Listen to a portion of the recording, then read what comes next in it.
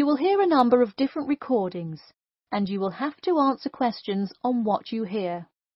There will be time for you to read the instructions and questions, and you will have a chance to check your work. All the recordings will be played once only. The test is in 4 sections. At the end of the test, you will be given 10 minutes to transfer your answers to an answer sheet. Now turn to Section 1. Section 1. You will hear a conversation between a travel agent and a customer who needs to book a hotel for a group visit. First, you have some time to look at questions 1 to 6.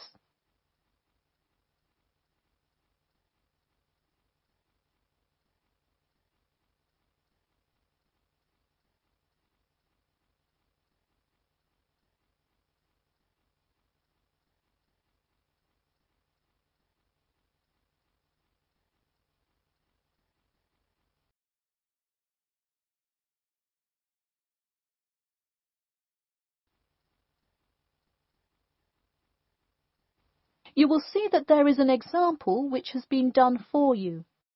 On this occasion only, the conversation relating to this will be played first. Hello, Elite Travel. This is Emily speaking. How may I assist you today? Hi, I have a group visit to plan, and I wonder whether you could help me decide on which hotel to book. I've narrowed it down to either the Winchester, the Royal Hotel, or the Star Hotel. I'm wondering if you have a recommendation. I would be happy to help.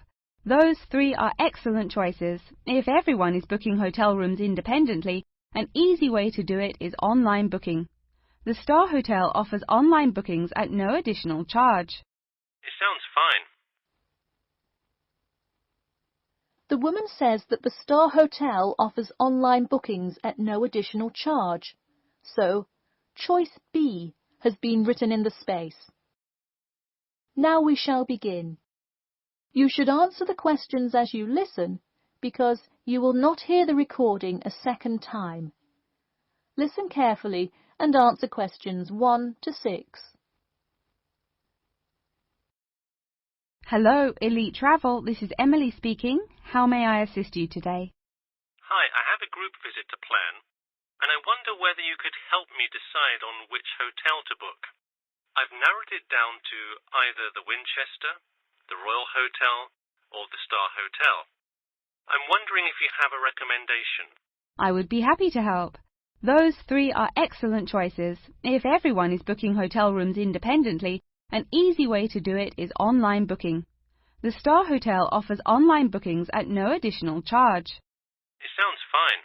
Yeah, and you can even book the gorgeous sea view rooms if you act quickly. I'll consider that. It would be great, since we're mostly first-time visitors to the area, to get a nice view of the water.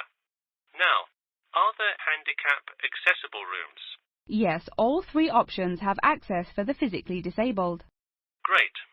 I should also mention that we'll be on a tight schedule, so we won't have much time to go out for meals.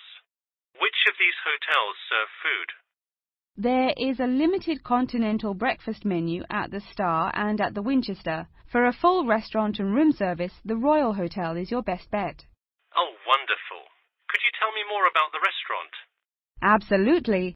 In the morning, there is a gourmet buffet, or a la carte item, and after 11 a.m. lunch is served in the dining room. Dinners are in a nice, low-key but high-quality setting in the hotel's private dining room, and Fridays feature the house jazz band. How lovely. Is there a group discount? No, sorry, not at the Royal Hotel. Let me check on the others, though. Could I place you on hold for just a second? Sure, thanks. It looks like there is one at the Winchester.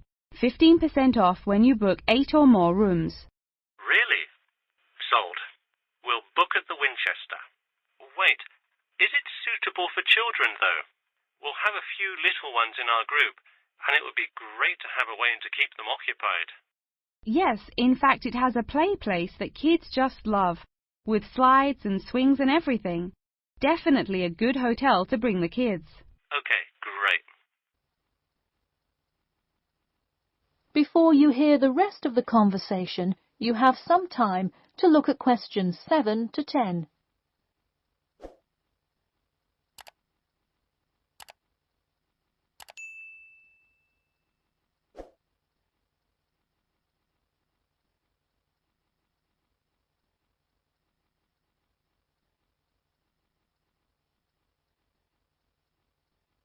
Now listen and answer questions 7 to 10.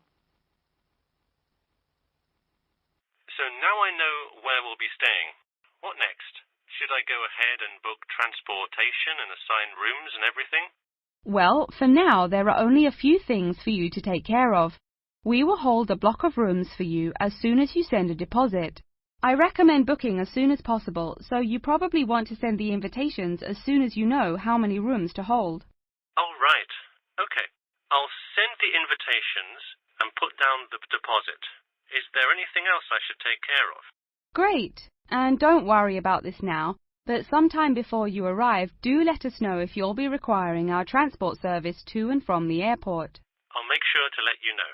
Does that incur a service charge, or perhaps a tip, or some presents to show our gratitude for the personal car service? Oh, don't worry about it. It is a free service, so if you would like to tip, you are welcome to do so. But hotel drivers do not accept gifts. Thanks for your help. My pleasure. Enjoy your stay at the Winchester.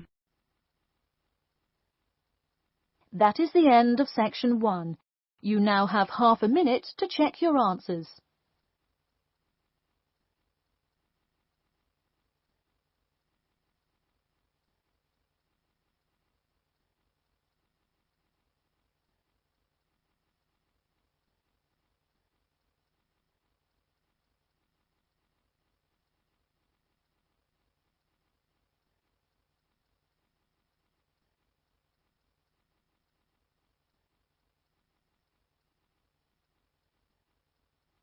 Now turn to section 2.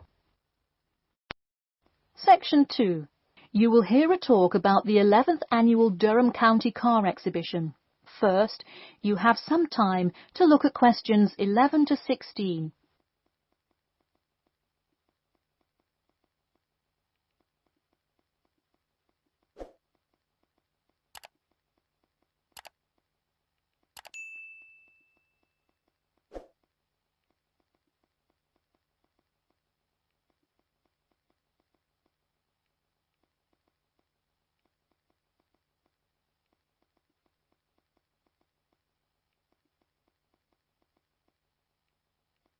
Now, listen carefully and answer questions 11 to 16. Ladies and gentlemen of Durham, start your engines. Skip Gordon here, inviting you to the 11th Annual Durham County Car Exhibition. That's right, it's that time of year again. Mark your calendars. The pre-opening event kicks off on the 18th, and the exhibition officially opens to the public on Saturday, March the 19th. Take it from me, you won't want to miss Durham's most attended public event of the year 5 times running. You don't have to be a motorhead to appreciate the finest cars, both new and old, in existence today, but it helps. Be one of the 70,000 people to see everything from big rig monster trucks to good old-fashioned classic hot rods. Get your tickets now. Admission is £10 for adults and £5 for children during off-peak times, and £20 for adults and £10 for children, and senior citizens on weekends and for full-day passes. Come see vintage classics, bid in the auctions, and even test out a few on the Winners' Circle racetrack. An insider tip: weekends are the exact time when all of the best attractions take place, but to avoid Saturday crowds, join us this Sunday. You'll see me, Skip Gordon, and all your friends from WKXP there this Sunday at our very own booth, so stop by and say hi, and you might just win a prize of your own. A new attraction this year will be the addition of a new car category, electricity, namely the electric car class. See displays from Toyota, Honda, and you guessed it, Tesla. Watch as the first generation of fully electric cars compete on style, ride, and watch the main entertainment as there's going to be a fabulous show of racing car to see who takes home fastest battery-powered car.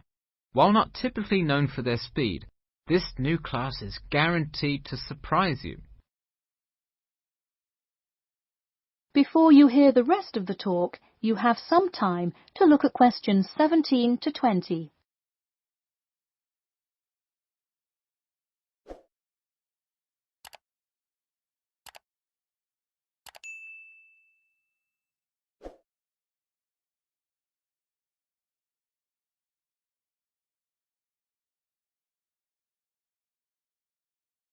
Now listen and answer questions 17 to 20. Get tickets before they sell out. Last year's tickets sold out fast, so we upped the attendance this year. That's right, more seats. But don't wait. Act now and save. That's right, if you buy your tickets before this Friday, you'll get 2 for the price of 1. That's right, 2 for the price of 1. And don't worry, kids. Just like last year, there's something specially for you. Wreak havoc on the road with the Kids Crazy Cars ride, and then race around the Tiny Tykes track in your favourite child-sized race car. Meanwhile, Mum and Dad can take a spin in a ride a bit more than their size.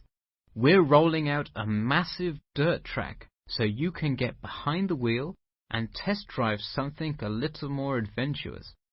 Put the pedal to the metal in a 4x4 SUV as you go over bumps and navigate through twists and turns. You'll want to buckle up. You heard it here. Act now to get in on the fun at the Durham County Car Show before it's too late. Come for prizes, good prices, and good old-fashioned family fun. We had a lucky draw for a new car last year, but this year our main event is the Monster Truck Rally, where one lucky fan will win a chance to experience the thrill from behind the wheel, well, next to the wheel, as they ride with legendary driver Smash Tate. Feel the speed firsthand and talk to a living legend in a true, once-in-a-lifetime opportunity. For tickets, go online to www.durhamcountycars.com or call 1-888-CAR-SHOW now. We'll see you there, and always remember to buckle up. That is the end of section 2. You now have half a minute to check your answers.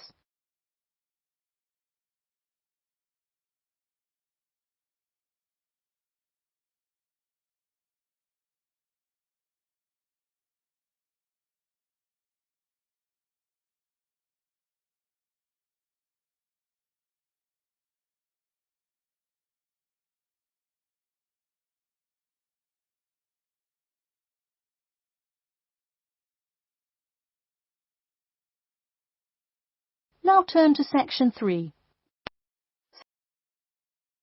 Section 3. You will hear a student asking Professor Jameson for advice in choosing courses for next semester. First, you have some time to look at questions 21 to 23.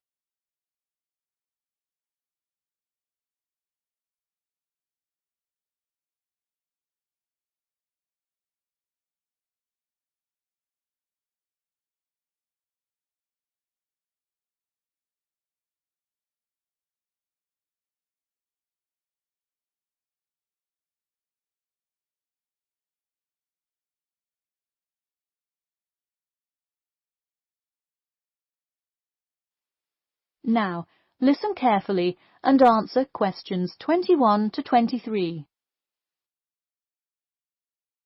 Hi, Professor Jameson. I was hoping we could talk this week about choosing courses for next semester. That sounds great. Any idea yet, or what you'd like to take? Well, I was hoping you could kind of tell me. There are so many to choose from. I don't even know where to start. Sure. Well, first things first. Do you know what you will major in? It's important to take courses that are relevant to your career path. Well, I think I want to major in biology. I want to go to medical school, so it seems like it would make sense. I agree. If you like biology, it's definitely a good idea to focus on that, since so many of the requirements overlap. Okay, so I should take a few biology classes then? Yes, let's start there. You should pick 1 or 2 biology classes. Not just any biology classes, though. If possible, read online or talk to senior fellows and find out about the structure of the courses. You don't want to end up signing up for 2 classes that require labs in the same semester. You'll spend so much time in the biology department that you won't see the light of day. All right, good idea. I heard labs can be as long as 4 hours. That's true. And another thing, make sure the topic is either relevant to your major or something you're interested in learning about. It sounds obvious, but do not just take a class because you heard it was easy or because it does not require attendance. Of course not, though it would be really nice to have at least one class that's a little bit less rigorous than the ones I'm taking this semester. I barely sleep as it is with all this studying. That may have more to do with your study habits, though I don't disagree that your schedule is really difficult this semester. Before you hear the rest of the talk, you have some time to look at questions 24 to 30.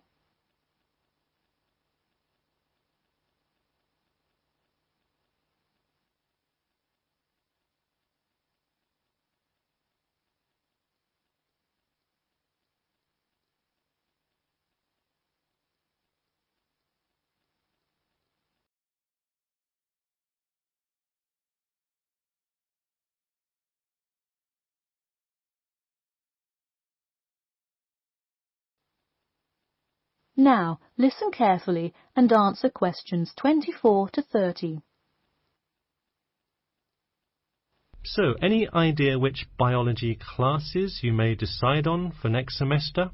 Well, I was thinking of taking human physiology. It sounds relevant and interesting. I think it is an interesting class, but I would recommend against it. You're already in human anatomy, which also covers physiology, so it would be repetitive and probably not the best use of your time. If I already know some of the stuff, I could take it to boost my GPA a little bit. You could maybe do that, except the professor that teaches it is famous for giving out the fewest A's of any professor. Oh wow, never mind. Now, changing subjects. Have you decided yet on your research topic? Well, I actually decided. I don't want to do a research paper. I'm going to do a dissertation instead. I think I will much more enjoy coming up with a thesis and finding all the details to support it. I see. Didn't you already do some of the research, though? What happened to that? Well, I started doing research. Then the more data I collected, the more complicated things got. I realized I would have to take a lot more steps to randomize the sample, and then I realized I would need to control for more factors. I see. What kind of data collection did you do? I interviewed employees at the water treatment facility after Professor Dickinson recommended it. I understand. Well, the research paper could be much more outside work, but it may be worth it if that is what you're interested in. No, I am a lot happier just doing the dissertation. That's fine with me. Just remember, you need to finish your first draft and send it in soon. It's already the middle of February. Oh wow, it is, isn't it? I just have to finish it by the end of March, right? Yep, but don't forget, the date will really sneak up on you. Okay, I'll make sure to set reminders in my calendar. And who do I talk to about registering my dissertation? You should go to the department office and then talk to the secretary. I thought I needed to talk to the department head. Not for registering. If you need help developing your dissertation, that's when you should go to the department head. I see. And who would I see about getting access to the database of past research on my topic? That you can find in the computer lab, specifically in the office. You'll have to ask a lab technician to give you access. Okay. Well, I'll go ahead and get started on that then. Thanks. That is the end of section 3. You now have half a minute to check your answers.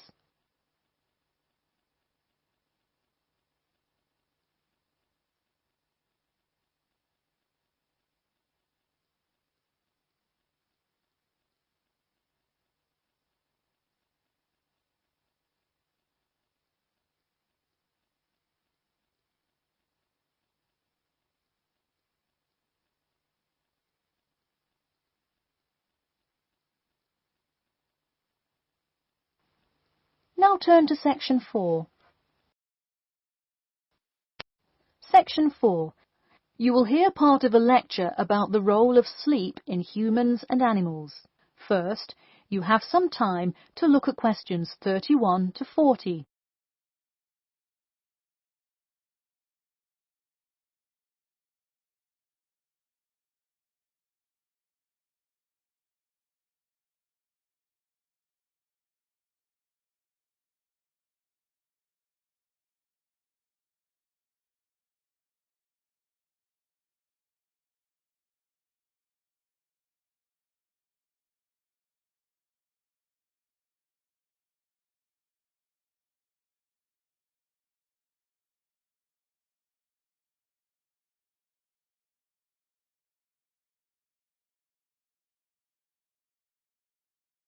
Now, listen carefully and answer questions 31 to 40.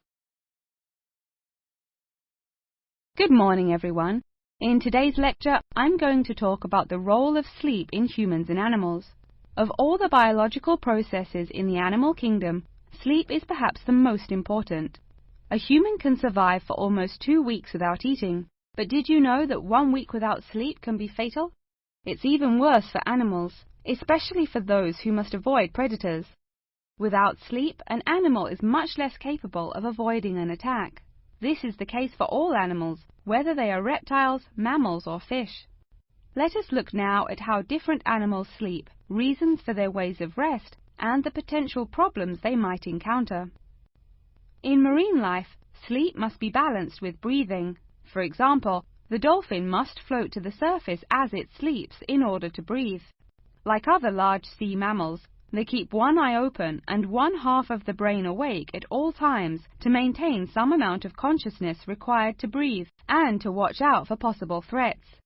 They sleep with only one brain hemisphere in slow-wave sleep. Birds also have unusual sleeping patterns, mostly due to being constantly on edge in the presence of numerous predators. They usually sleep quite lightly. For example, Swainson's thrush, also called olive-backed thrush, is a medium-sized thrush that takes hundreds of naps during the day, each of which lasts just a few seconds. While migrating, migratory birds tend to function well on micronaps. Horses, on the other hand, do most of their sleeping standing up.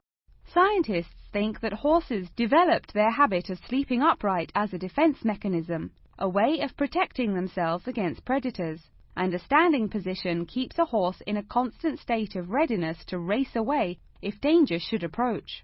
Also, horses do occasionally take short naps lying down. Horses are heavy animals with big muscles, but their bones are surprisingly delicate, so lying in one position for a long time could well injure a horse. Just like humans, animals can also have sleeping problems. Dr. John Hendricks and Adrian Morrison from the School of Veterinary Medicine, University of Pennsylvania in Philadelphia, determined that certain diseases were primarily associated with the sleep states in animals. In their research, they emphasized that because so much in this area still remains unclear, animal models were very important for studies of sleep disorders. The physiology of sleep in animals is similar to that of humans.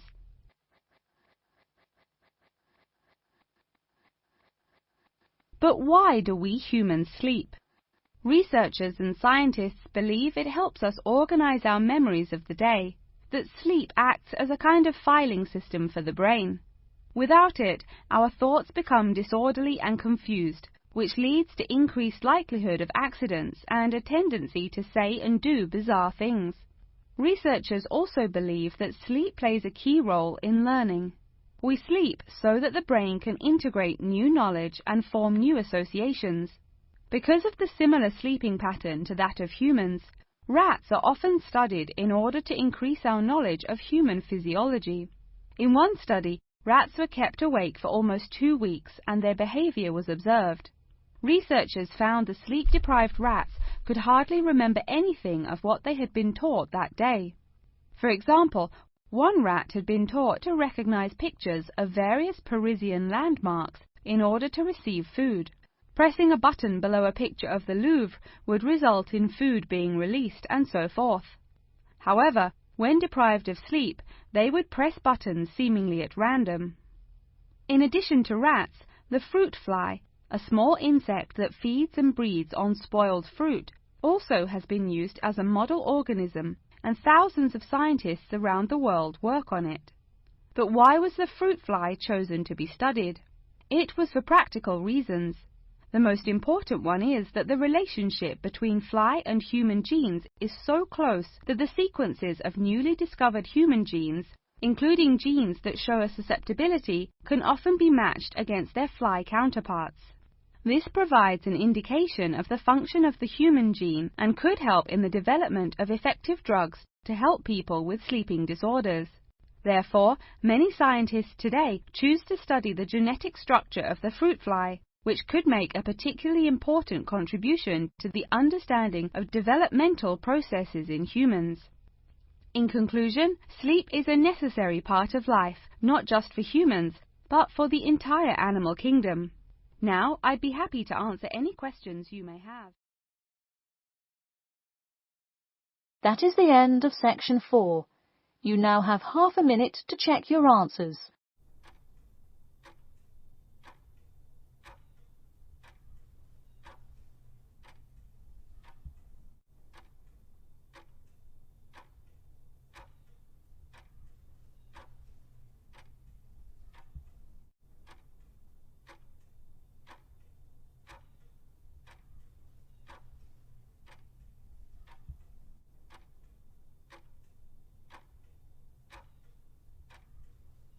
That is the end of the listening test. In the IELTS test, you will now have 10 minutes to transfer your answers to an answer sheet.